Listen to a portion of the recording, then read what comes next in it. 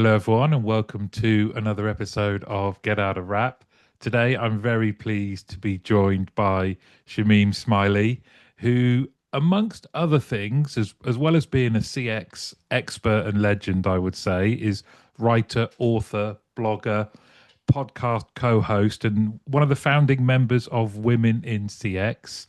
And right now is senior GTM specialist for EMEA at Amazon. Um, Shameem and one of her cats, welcome. Yeah, she's not supposed to be here. Morning. Hello, Martin. That's a really good introduction. I'm definitely gonna show my family that one.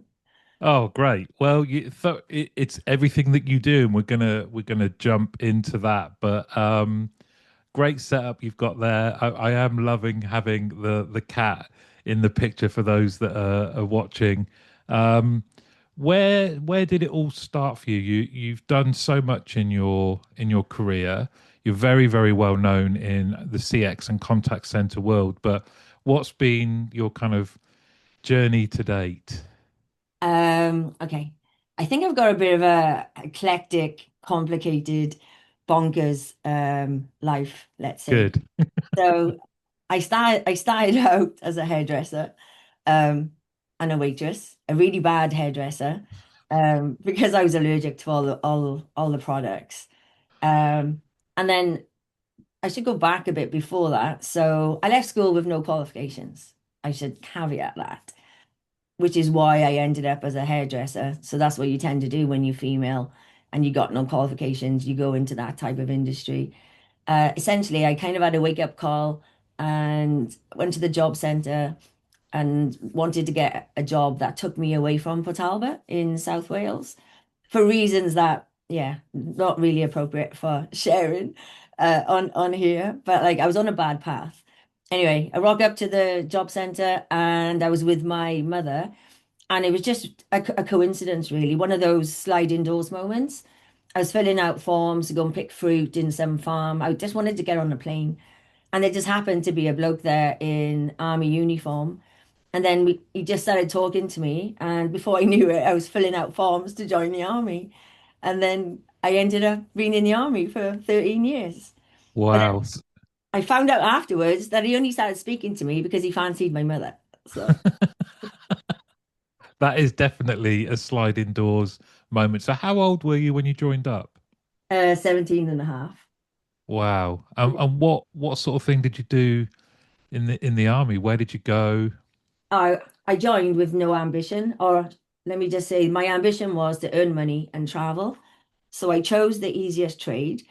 You have to do like tests to see, what your capabilities are. I chose the easiest trade so that I could, get on and make money. And then I joined the Royal Signals, and yeah, ended up in Germany when I was 18. And then I've just been all over the world. Then yeah, I was in the Royal Signals, and then I ended up specializing in data and satellite communications, which is as far removed from being a hairdresser and a waitress as you can be. Do you, I mean, we've spoken about this Yeah. before, kind of we were actually my family's got a lot of Yeah. history in Gütersloh in Germany, and you were there as well. Yeah. Very small world. It is a small world. I think the amount of people that I've spoken to that were in Germany at roughly the same time I was as well is just weird. It just goes to show how small the world is and that we're all connected in similar ways. And you wouldn't spend 13 years there if you didn't enjoy it. Very What true. what was the experience like for you then? Uh, I would say in basic training, I cried every single day. Reversed the charges home because I wanted to go. I was really homesick and I hated every second of it. And the only reason I didn't quit was because all my family bet that I wouldn't even last a couple of weeks and that I'd ask my mother to buy myself out. So it was only because everybody thought I was going to fail that I stuck it out. But I'm glad I stuck it out. And I stayed because I just saw the potential in terms of I was, earning a good living. I had a good trade. I had good bosses as well that saw something in me that I didn't see in myself. So they'd push me into these scenarios, and I would go into these scenarios kicking and screaming because I didn't want to do it. And then I'd end up being really good at it. And it just sort of snowballed from there, really. So yeah, I had good sponsors. And what are some great lessons there in terms of, leadership and identifying talent in people and pushing them out of their comfort zone. How did you find the transition to Civvy Street then? Yeah. Um, I thought I left at the halfway point intentionally. And I got asked as well by my employer, why did I leave? And I always said I wanted to leave at the halfway point because I knew I was going to have to start again as a civilian. And I wanted to make sure that my mind, was still flexible in terms of learning and adjusting to a different culture, really. And in my first job was for communications again. Uh, what was it? Voice communications. And I got into trouble basically a lot in my first year as a civilian because I was super unfiltered and whatever I was thinking was coming out my mouth. And people didn't appreciate that. So I was always getting into trouble because of the things I was saying. But, when I reflect back, I was being triggered, which is a 2024, 2026 word that didn't exist then. I was No. being triggered by my environment and the people I was working with because predominantly throughout my career in the army and since, I've usually been, the only woman, the only person, the only woman and even person of color in my environment. So I was very different to everybody else.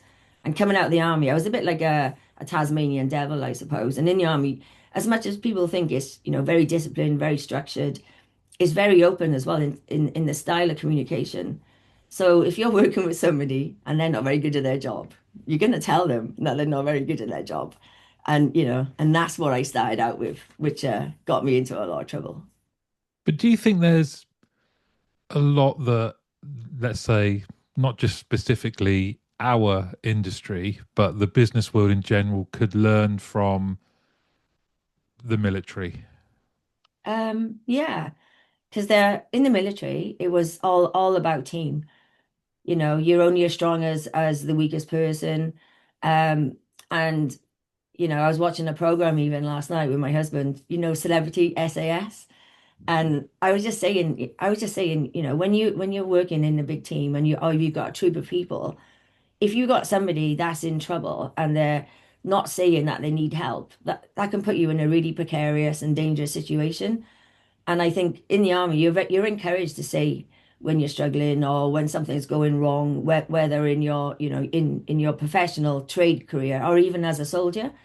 And that is something that I find people hide a lot in business. So if you're in an environment where you're not comfortable with saying things as they are, the reality of a business situation, you could end up like 6 months, even a year down the road, going down a very wrong path, and then it's too hard to recover back. So I think that's something that should be adopted widely in business. I mean, I'm lucky in that where I am today, that is, but I'm in an edge case business that sort of celebrates that, but it's not the case anywhere else I've worked.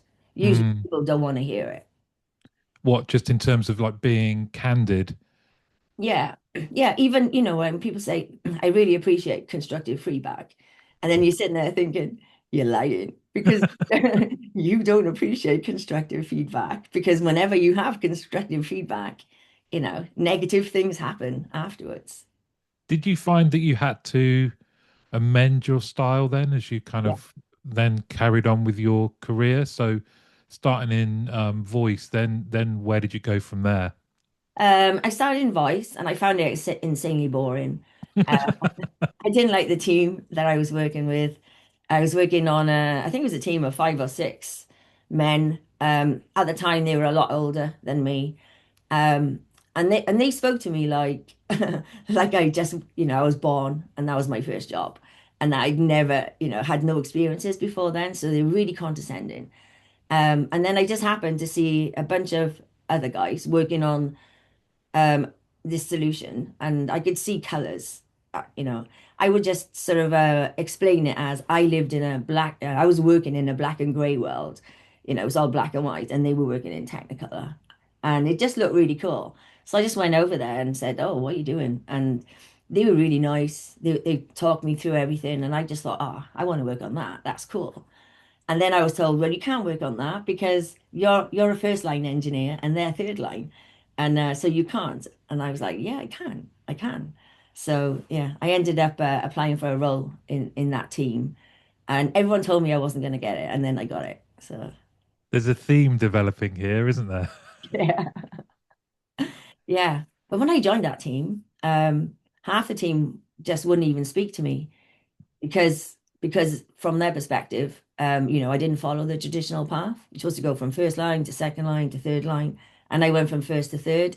Half the team just blanked me. They just wouldn't even give me the time of day. So But do you think you're kind of, does that steel you to prove them wrong? How yeah, does that gives me manifest? energy. Gives me energy, but I think I've done a lot of reflecting, and I've had coaching and things on this very subject. Fear of failure has always been my driver, and wanting to be seen as the person that I think that I am. So yeah, I just worked hard and proved that, I deserved my seat in that team. And it's coming across loud and clear that representation is really, really important to you. I mentioned at the outset that you're a founding member of Women in Yeah. CX.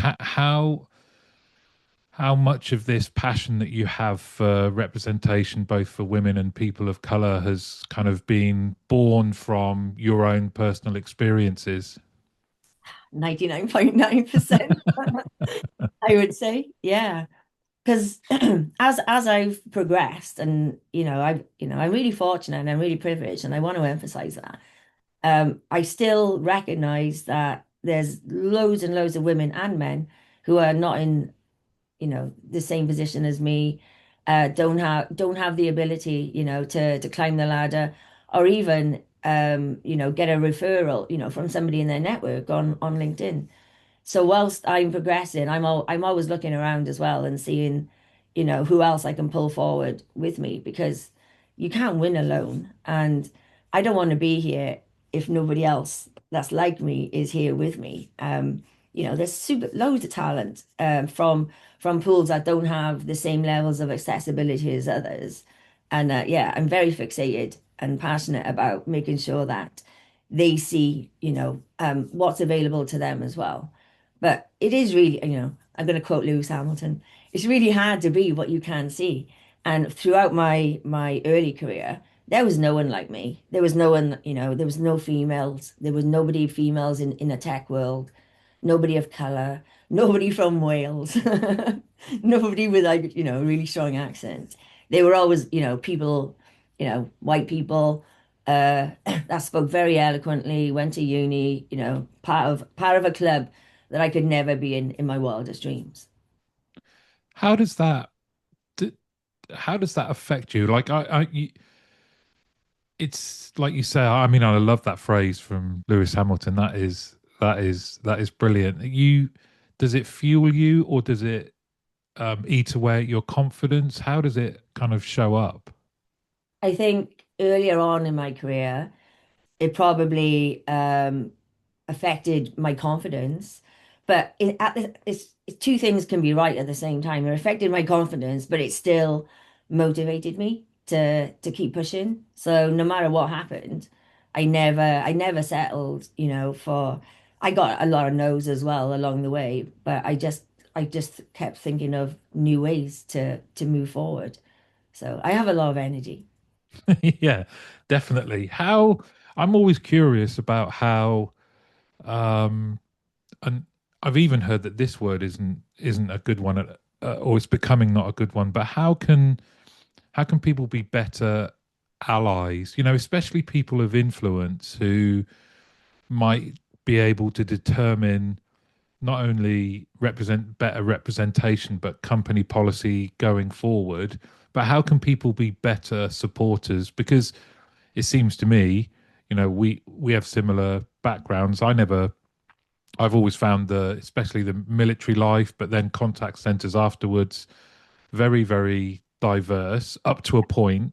Yeah, Up to a point, it seemed like you can go so far, and then things start to look a bit samey. But yeah. how can people support more? I think if we think about just the basic stuff, if we just think about women, uh, women can solve the problem of there's not enough women, at the table in senior leadership positions. The same as, brown and black people can solve the problem of people, of racism, basically. Mm, So, and I've been lucky. Even when I didn't know it, I had people that were looking out for me. But I guess they looked out for me because they saw something in me that, number one, they liked. They wanted to help me. And even when I didn't know it, they were advocating for me. They must have been. They were advocating for me when I wasn't in the room. So I think we can all make a difference just by advocating for good people, regardless of, when they're not in the room. Or look, if we all look around in our circles, there is somebody that we could reach out to and just give them a little bit of help. And I do a lot of coaching, I do a lot of mentoring as well, especially for women who are, want to progress their careers. But the caveat is that that person has to do the work. And it's not for everybody because, the world is weirdly weird at the moment in that people want things, but they don't want to do the work to get it. And I just think you have to do the work. There's no mm. shortcuts to this. But I think being a good advocate is what makes allies allies. So it's not just for me, nothing pisses me off more than people just talking about doing good things. You've got, actions speak louder than words. And I think actions are what's going to make the difference for everybody. And you're right. It is a strange time where there seems to be more division and more. Uh, Whereas I felt like we were progressing from a DEI point of view, and Oh yeah. that there seems to be now equally as many who want to regress, which strikes me as odd. But as someone who can, that affects you far more than it affects me. But you're in a great company now. But are you still hopeful for the future? Yeah, you got to have hope, haven't you? Otherwise, you won't get out of bed every day. But I was talking to Claire Muscat just yesterday, because I did, a similar thing with her in 2020, 5 years ago, actually. And it was just as George Floyd got murdered, and that sort of triggered something huge, didn't it, Mm. around the globe. And I feel like we're on the cusp of something again that is going to be, create a compelling event for positive change.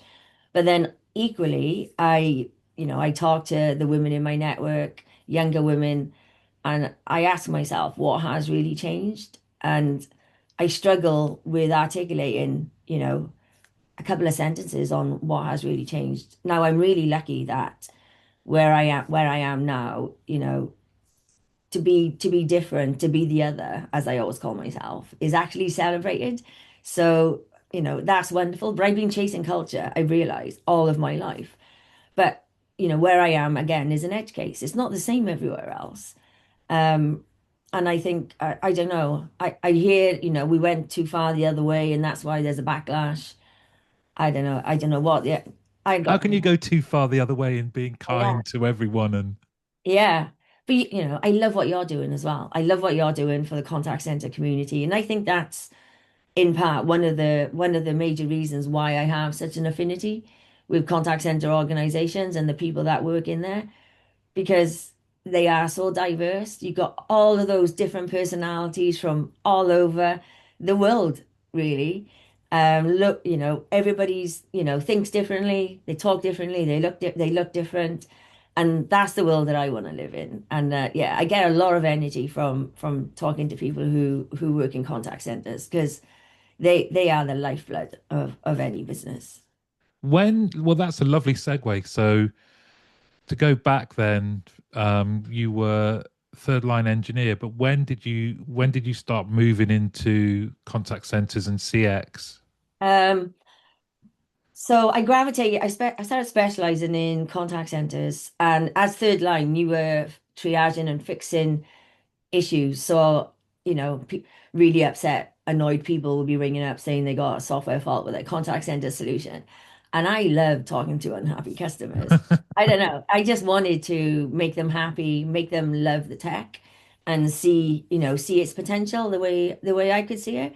And most of the people I would say in my team didn't enjoy the talking to customers bit because it can be really uncomfortable and it's not nice when somebody's telling you how crap your software is. But I loved it. So I used to go to site. I used to do upgrades, fix problems, do lots of field tries, and then I moved to doing new products that were coming out. And I thrived in that area because I got to be able to speak to to business leaders as well as agents, team leaders, supervisors about everything that drives them crazy, in their day-to-day lives. And I could feed up to product management and the developers, we should be doing this, we should be doing that. And they were very receptive as well to the feedback that was coming to the field. And for me then I felt like I was making a difference. I could see that I was making a difference. And then, yeah. So no matter how big the problem was, how complicated it was, how angry the customers were, I was just like, yeah, I'll go kind of thing. I would agree. I always thought like both as an agent and then a team leader or manager that when you had to pick up a complaint and you turned that around, that was like the best. That was you getting immediate kind of validation that you've done a good job, Yeah. rather than oh well done, you took 100 sort of standard calls today. I'd much rather have someone that was that was annoyed. Yeah. And then and then as well, contact centers, as we know, they run by KPIs. And if something's not going right, that could affect somebody's career. That Mm, could affect how much an agent gets paid. So, there were consequences to that. And I think, there's no better way to understand a business than to go there, take calls, listen to calls, understand how they're operating, to understand, the challenges that they're having. You can't do it when you sat in your office. I mean, you can log on remotely, but you don't really know what's going on the desktop or in the environment and all of the peripheral things that happen as well. That has an impact on how they're interacting with the technology and then how that's impacting the customers that they're serving. So to see it, it's just, and they only know what they know, and that's not a negative.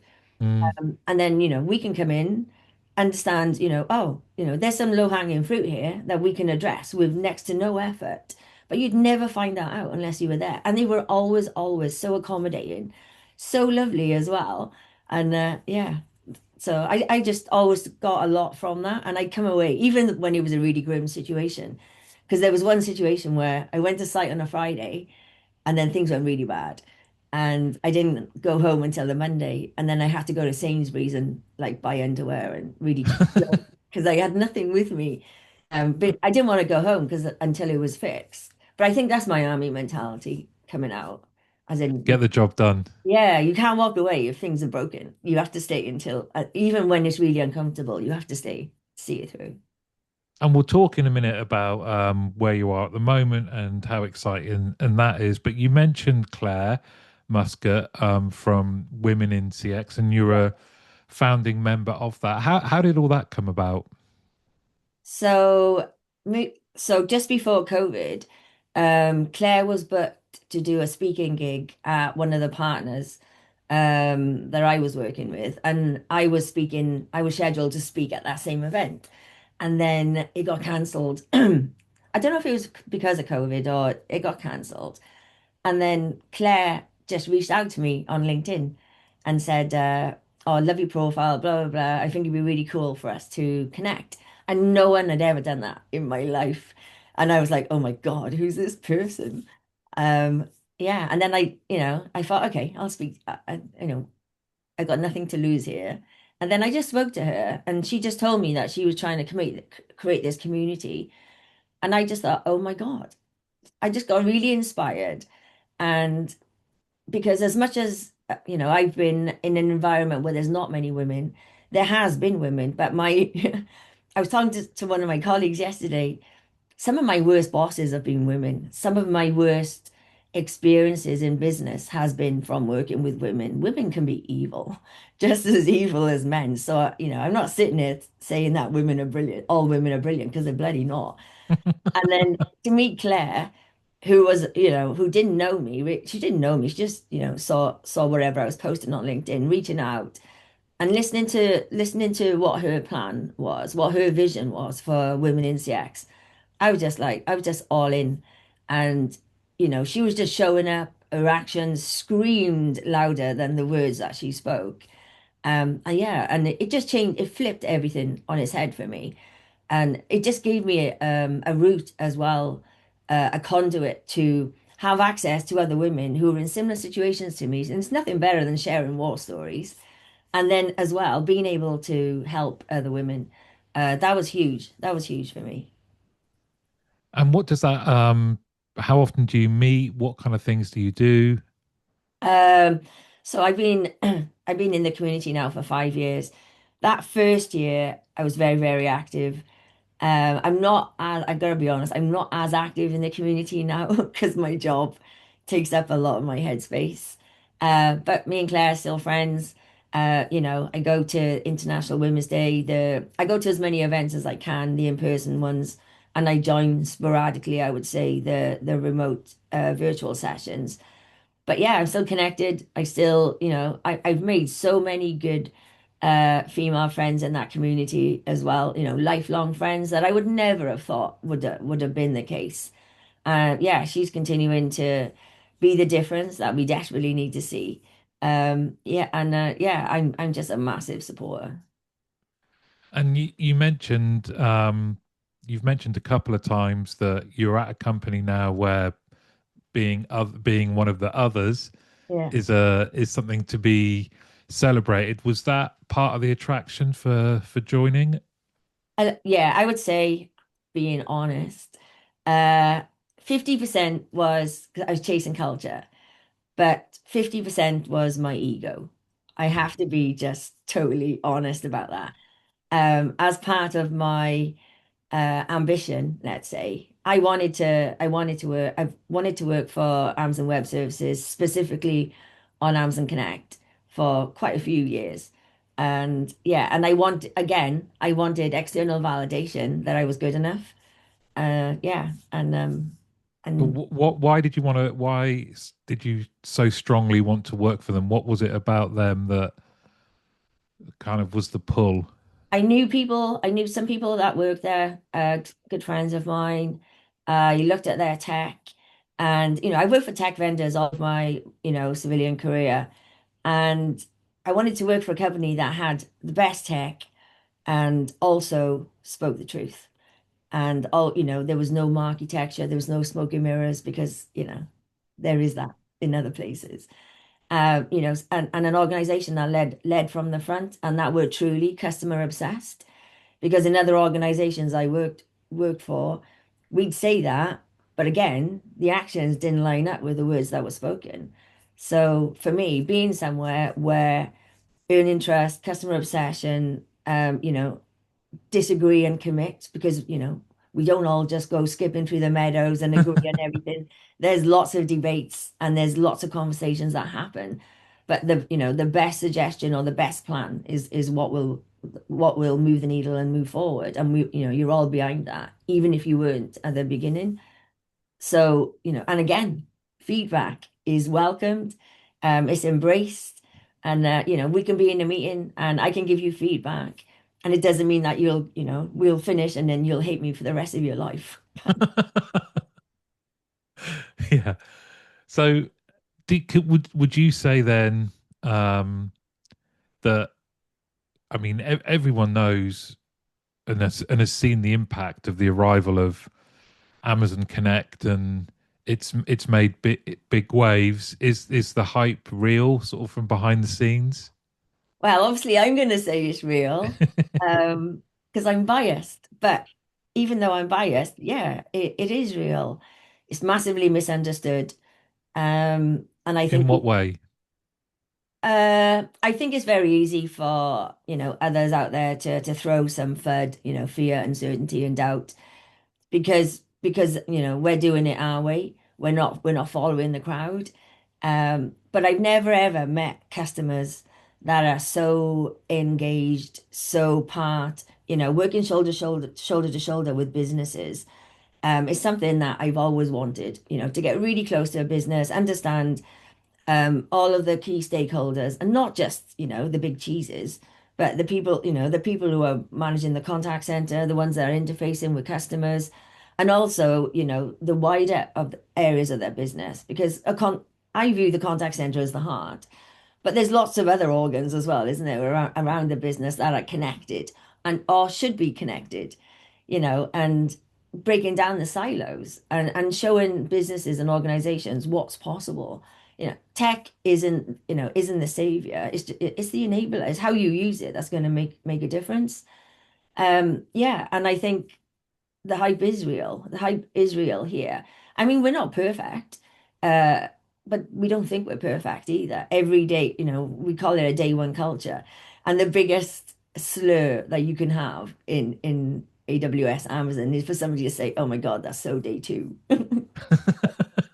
which I love. I love. So yeah, it's real. And the customers are real, and they're so invested, and they understand the culture. They understand, they know, no matter how big the customer, no matter how small the customer, they have lines of communications in with everybody that they need to, or want to, should I say. So it's not a case of sell and run. Because with our solution, it's a consumption based, so it's pay as you go. So it's as unsticky as you can get, which scares a lot of the Yeah. industry. So when you're as unsticky as we are, you have to be good. You have to be better than good to make sure that, customers continue on the path with you. And you've been there, what, a year now, is it? No, I was working it out, 10 months. I feel like I've been here years, but no. Yeah, I made some really good friends here. I never thought that would happen either, but it's happened. Why not? I don't know. You get older and you just think, oh, I've got enough friends. I got no room. I got no room for everybody else. But yeah, I made some really cool friends. And I just love rocking up to meetings and rocking up to all hands and sessions where, you know, nobody looks the same. Everybody talks with different accents. There's unpronounceable names that I could not pronounce in my wildest dreams. And it's anything but samey. Yeah, and last night I was in like a mini all hands with a couple of hundred people, and people were asking questions and posting their true feelings about what was being talked about. And it's just things like that I did not see. It's just, it's not just blowing smoke at people's backsides, or Mm. whooping because the big boss is on, and you don't want to go against the grain. So yeah, I love it. I think we've probably all been in situations, haven't we, where there's been all hands, town halls, whatever you want to call them, and there's just been a weird sort of silence, Yes. and you come away from them a bit drained, a bit kind of like, ugh, rather than feeling like you can show up as yourself and challenge and engage properly. I think that's a real kind of litmus test of where you are as a company. I think so. I think so. Yeah, because I'm not sort of internally eye rolling, or DMing, my friend saying, "Oh my God," is none of that. Everyone's like, "Oh, yeah." There's I would say, the extreme opposite end of the spectrum. Things aren't perfect by any means, but yeah, I'm as close as I'll ever be in terms of, of achieving and experiencing what I thought I wanted for the longest time. And now I want everyone else to have the same experience to if somebody wants a job, remove the barriers to allow for them to get there. If somebody's an agent in a contact center, why can't there be a progression, a career progression from that to the top, that is accessible to them? Mm. You don't need a degree to do a good job. You just don't. But I think lots of things have to change, not just in our industry, but universally in terms of, what somebody looks like on paper. Because people are being judged, aren't they, in terms of are they going to meet the requirements for a role based on what it says on the CV? And that CV is not who that person is. So I haven't got the answer, but there's something wrong when we are sort of dismissing hundreds and hundreds of really good people because they're missing one sentence on their CV that, makes the algorithm move on to somebody else. There's a, I mean, I'm not sure if this is helpful, but I can remember from doing psychology at A level, there was a study.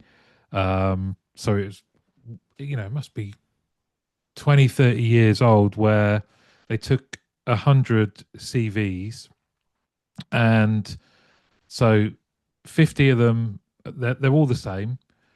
So on 50, they put very American, white American names on Yeah, them, Todd, Brandon, whatever. The same CV, so same history, exactly the same words, and then put more maybe um, African, Asian names on them. Sent them off, and surprise, surprise, even though they were exactly the same skills, histories, experience, the same CVs, the American sounding names were like 80% more likely to get invited in for an interview. And it's something that stuck with me even into management. I used to say to when I was managing team leaders, I used to say to them, when you're looking at results, like, we need to get another bit of paper over the names of the people that you're looking at, because yeah, what you're doing is you're going, I'm not going to do anything about what these stats are showing me, because I know that Martin will turn it around and he'll be fine. Or, do you know what I mean? There was this kind of bias coming into what your actions would be based on the names, just at that level. I mean, from a cultural point of view, I think you're either curious or closed-minded. I worked in a center where I was in a minority, and a large majority of our customers were Sri Lankan, yeah, and Sri Lankan names are practically impossible to. So I'm on the phone saying, "Oh, hello there. Can I speak to?" And my colleagues were the ones that gave me permission to say, "Look, you've just got to try." I mean, I think they found it funny as I was trying to mangle my way through people's surnames, but I enjoyed it. And I think that's the thing, is you're either curious about this sort of thing and you want to find out about different cultures, different people, and look for similarities and celebrate differences, or you're closed-minded and you think, well, no, I'm not even going to try. yeah. And I couldn't agree more. But I think I was talking to somebody, I can't remember who it was, but every job that I've had, pretty much most of my career, apart from the first one, I got through my network. I got an introduction and I think I keep telling, the women that I mentoring as well, that to leverage LinkedIn, to leverage your network.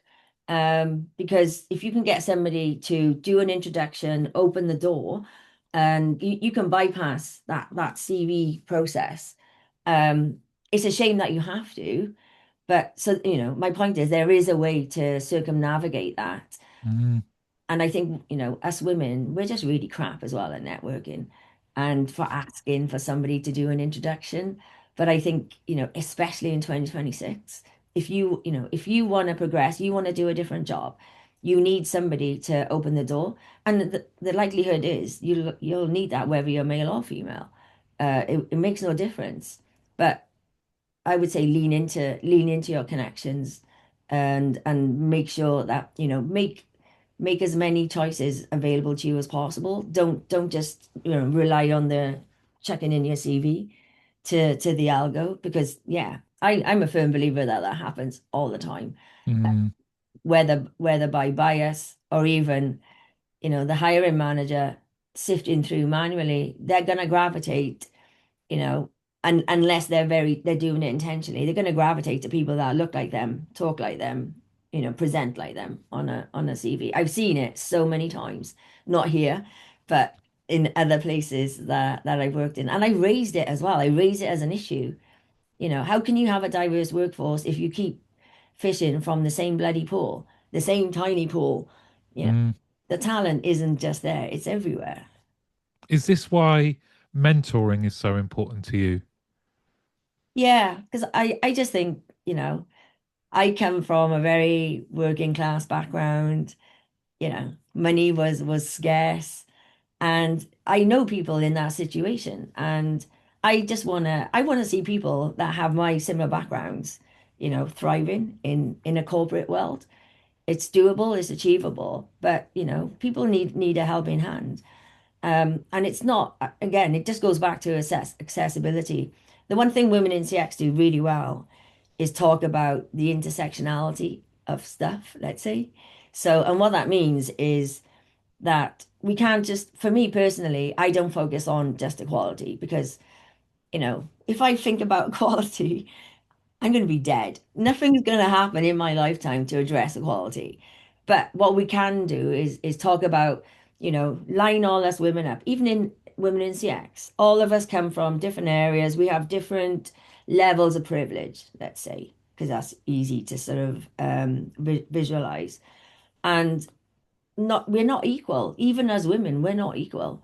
Some people come from more wealthy backgrounds than others, or you got the socioeconomics. And for me, it's pulling up or helping the people that don't have access to the same level of resources as maybe somebody else.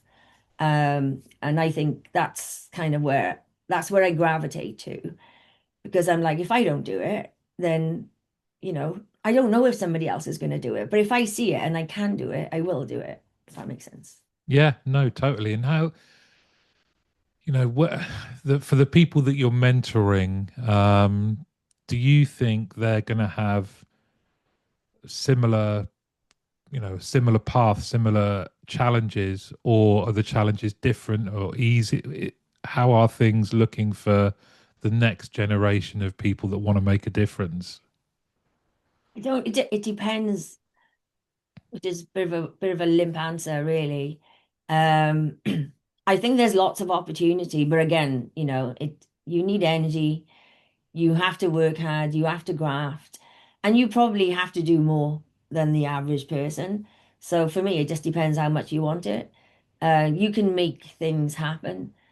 If even in 2026, you can make things happen in your favor if you're prepared to do the work, but you're also going to get a lot of knockbacks as well. Um, I'm working with women that are still driving forward despite the knockbacks and, maintaining that hope really. But you can't leave it to chance. You've got to put the pieces in yourself, and make luck, fortune you, let's say. So I think it is achievable, but the world needs people like you, like Claire Muscat, Neris Caulfield as well, because I love her, the voice of the Yeah. contact center.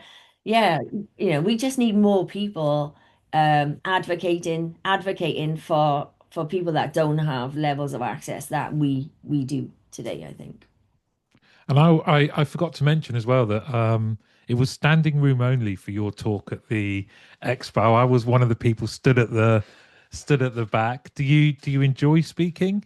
No, scares the bejesus out of me. Yeah, I thought I was gonna have a heart attack. And I was really worried about that one because I thought I had the graveyard shift. So I was terrified because I thought, number one, no one's gonna come and I'm gonna be just talking to some colleagues in my team. Or maybe, friends like you and Neris who might come. And secondly, I'm talking about you know, a capability, a solution, and talking about, the AI era for customer experience, digital transformation, all of the buzzwords. It's a big topic, isn't it? Yeah. So yeah, I know. I always get uncomfortable. I always get nervous. I always think I'm gonna have a heart attack.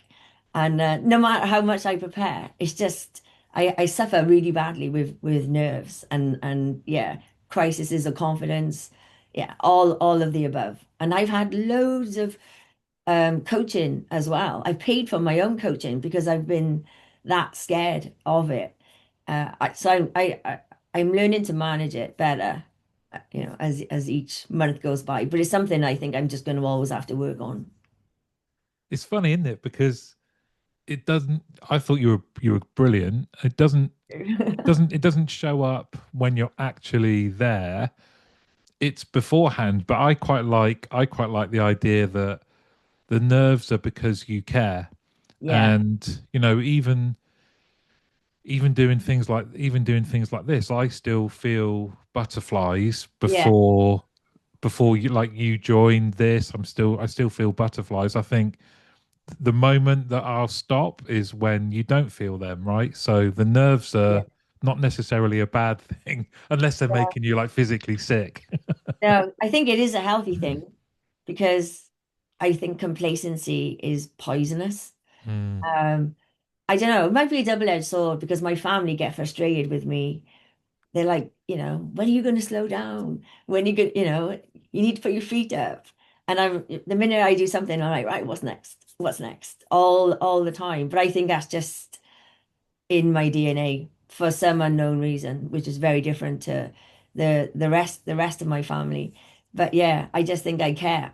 I really care about our industry, really care about our people, really care about, where things are going.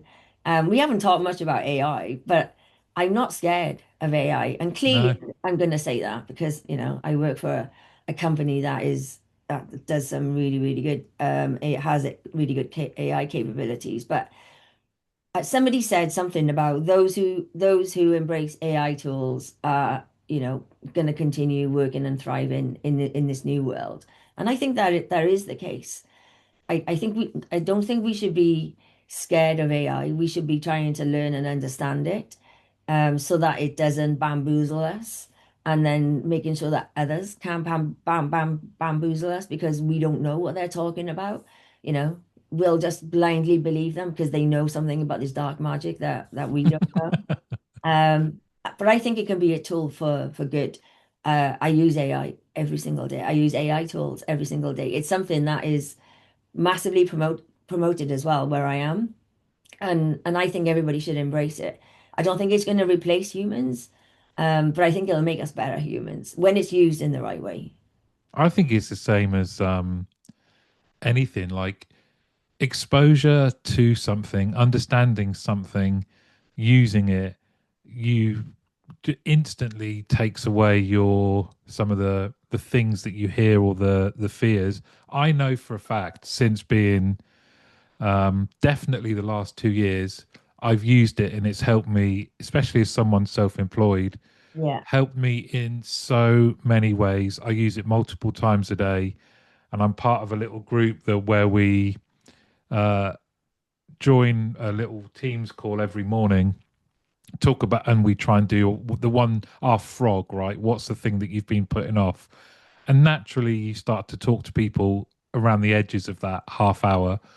And we all have made use of AI to help us in our business because I love doing things like this, but the rest of my day can be quite isolating, and yeah, I've come to use AI as like my business mentor. What should I be doing now? And it's definitely made me better. So anything that can be done, and I see it through the team leader community now. More and more people, from team leaders to aid customer facing colleagues, agents, call them what you will, are seeing the benefits of AI being used properly, used yeah, used to help them and to help customers. So I think it's probably the most exciting technological development that's happened in our industry ever. yeah. I would agree, and I think the way it's being developed as well, it's specifically being developed to help agents, to help team leaders, to help managers. It's not, its primary purpose isn't to replace and displace.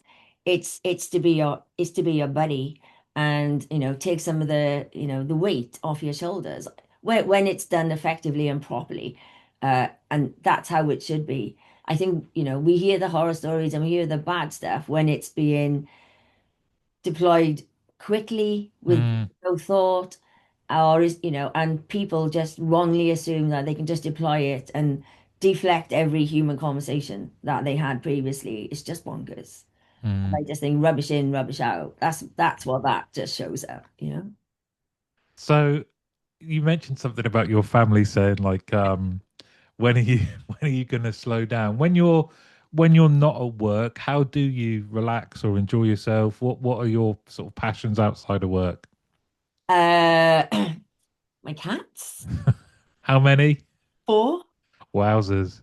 What are their names? Um, Geronimo, Aphrodite, Guinevere, and Castiel. And So we've had one on camera. Which one was that? we've had two tails. Oh, The first one was Aphrodite. The second one was Castiel. And yeah, before this, because I didn't want them to show up, I put the heating on.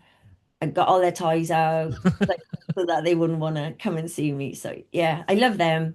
Um, oh, we've talked about this before. I love animals, and uh, yeah, sort of.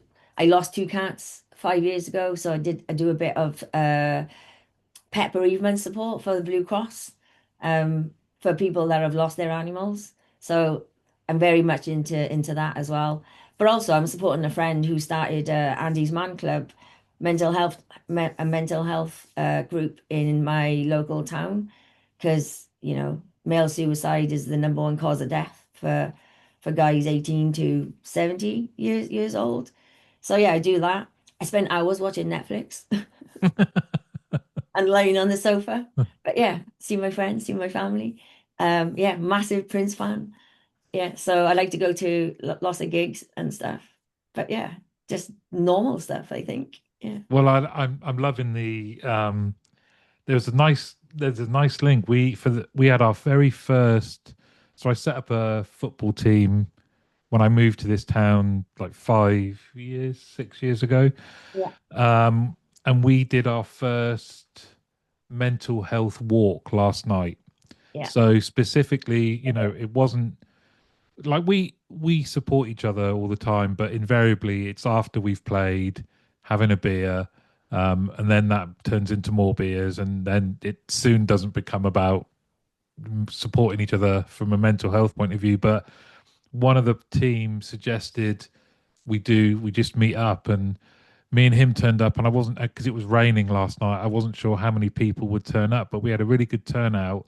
Oh, good. And it was nice because I don't think we're predisposed, as, and the big generalization here, but we're not predisposed often as men to talk about how we're feeling. So yeah, it was really, really, really nice. Really chuffed that you're doing that, because you know, men do need to talk more about their feelings, and just, general day-to-day stuff as well. Just, I think as women, we're really good at shooting the shit, let's say, with our girlfriends. And men do that historically, I would say, in a very superficial level. And when you ask somebody, are you okay? Rarely do you get, the real answer. And that's why I love Andy's Man Club. It's very, very simple. That's great. And I just think everybody that like goes to your walks, goes to an Andy's Man Club on a Monday night, that's somebody potentially that you've stopped or delayed, from doing something really catastrophic. Um, and the more men see that it's okay to talk, it's okay to share your feelings. It doesn't mean you're weak. It doesn't mean, that you're unstable, because I think there's still a stigma, isn't there, with mental health? A lot of people don't want to admit it for good reason as well, I think, because I think it's deeply misunderstood. Mm. It puts them off. So I'm so pleased. Like, you're doing that in your day job and your night job as well. So happy days. Well, a lot of it, we've spoken a couple of times prior to doing this, and I found a lot of what you said like really inspiring, and that kind of, and we've got a lot of connections. So I'm hoping we can do another one of these. Yes. Yes, we will. We've been trying to do this for a year, I think, isn't it? Yeah, probably more. You've had Yeah. 2 chairs since then. I know. Got to get the chair in. Yeah, your background's different today as well. I've just turned the main light off because it was bouncing off the top of my bald head. I thought you were in a new place. It looks all like dark and mysterious. No, just turn the light off. It's hilarious. Shameem, thank you so much for coming on and doing this.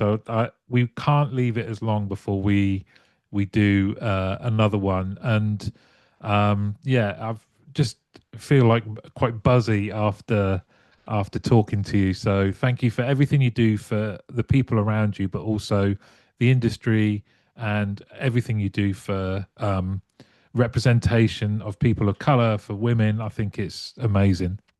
Thank you. Thanks for inviting me. I love it.